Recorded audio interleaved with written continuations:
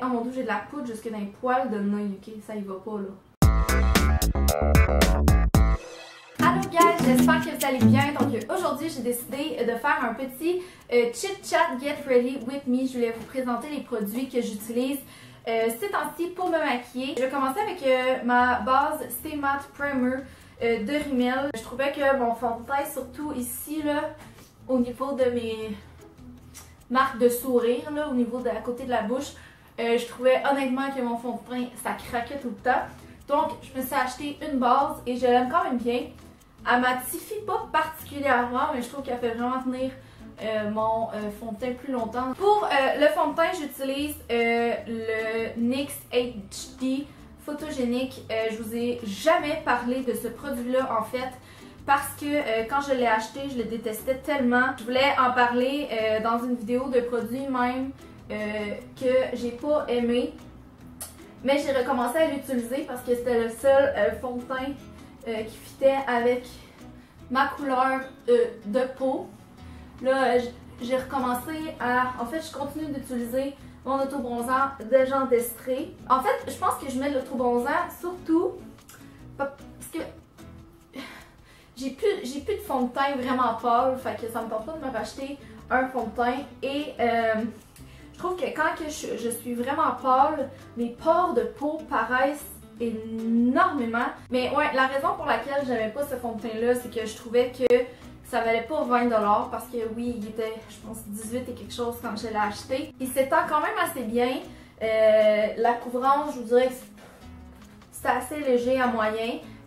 En fait, je pense que ce que j'aimais pas, c'était justement qu'il tenait vraiment pas très longtemps. Mais je vous dirais qu'avec une base en dessous, ça va vraiment mieux. Je mélange tout le temps deux correcteurs. Je mélange le Instant Age Rewind parce qu'il est trop foncé. Je le mélange avec un CoverGirl que j'ai depuis un petit bout. Pour vrai, là, genre, je m'achète tellement plus de produits de beauté parce que de un, genre, je fais vraiment plus attention à mon argent. Voilà, je ne dépense vraiment plus beaucoup en produits de maquillage, ce qui est une bonne chose.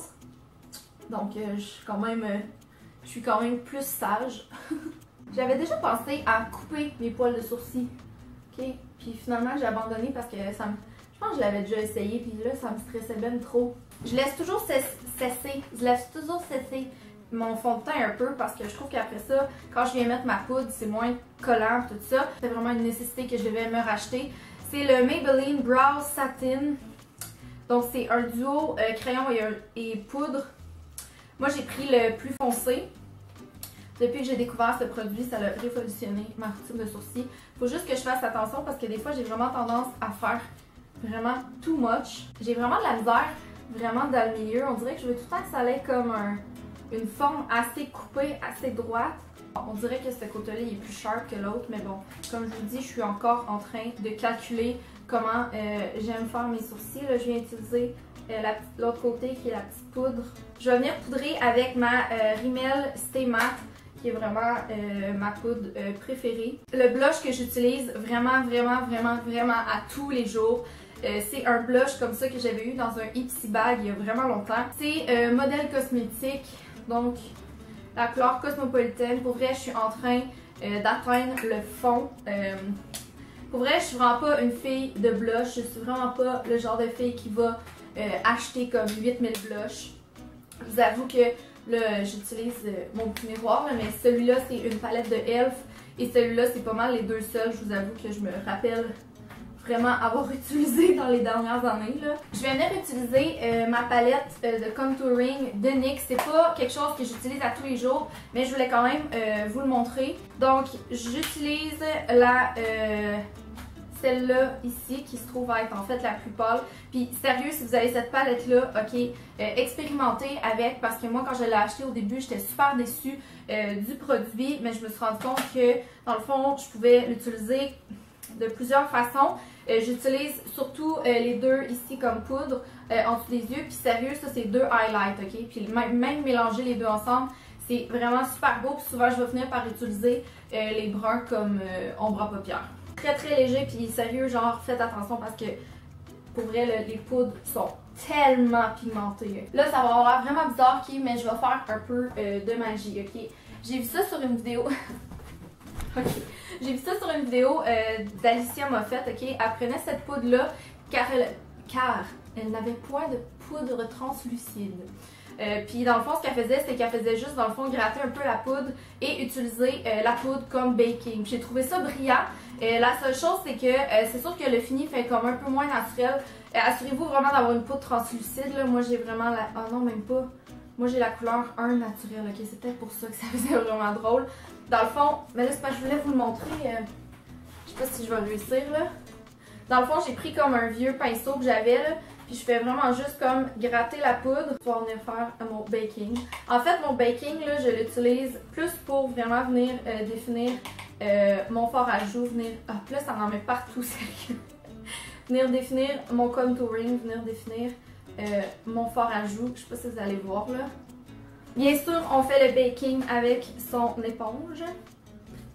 What is this like? Donc, j'utilise ça vraiment pour venir définir mon contouring. Je vais continuer avec mon mascara. C'est quand même vraiment rare que je vais mettre de l'ombre à paupières sur mes yeux. Habituellement, je vous avoue que c'est parce que je suis pas très inspirée à savoir qu'est-ce que je veux faire sur mes yeux. Donc j'y vais soit juste avec un eyeliner ou soit juste avec rien. J'ai aussi de la misère avec mes mascaras ce temps-ci.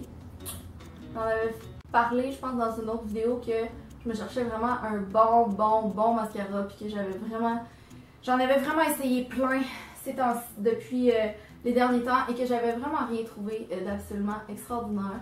Ça, c'est le Telescopic Carbon Black de L'Oréal, que j'aime pour sa longueur, mais que je ne vais pas racheter quand je vais l'avoir terminé. Il y en a qui m'avaient... Oh mon dieu, j'ai de la poudre jusque dans les poils de nez, ok? Ça y va pas, là. En deuxième couche, je viens prendre mon Lash Sensational de Maybelline, que j'ai essayé aussi, mais que j'aime pas particulièrement. Je trouve qu'il y a tellement de produits dans ce mascara-là que c'est vraiment dur à travailler. Je vais venir estomper la poudre.